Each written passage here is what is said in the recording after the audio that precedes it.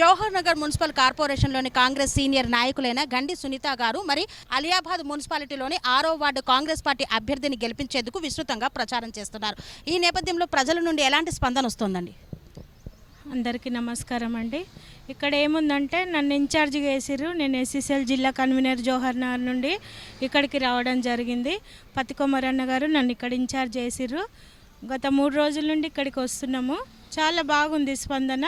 అన్న కూడా మాకు అన్ని విధాలా సహకరించి ఇట్లా తిరుగుదామమ్మా ఇట్లా అంటే మేము ఏది చెప్పినా కానీ సరే అని ముందుకొచ్చి ప్రతి ఇంటికి వెళ్తున్నాము. మరి రేవంత్ రెడ్డి గారు ఇచ్చిన హామీలన్నీ మేము చెప్తున్నాము.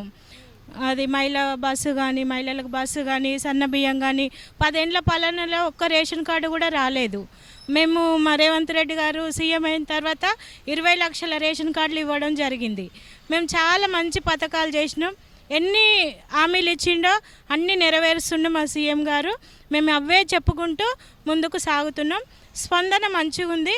మా అర్జున్ అన్నను ప్రతి ఒక్కరు కూడా గెలిపిస్తామని మాకు మాట ఇస్తున్నారు.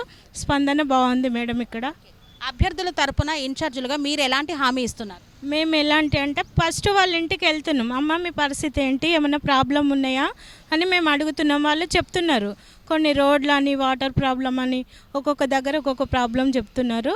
అవి మేము సాల్వ్ చేస్తామని అన్నదారనే మాట ఇచ్చి అక్కడ గెలిచిన వెంటనే ఏ మాట ఇస్తుండో ఆ మాట అక్కడ నెరవేరుస్తాడని అన్న కూడా చెప్తుండో మేము కూడా చెప్తున్నాం.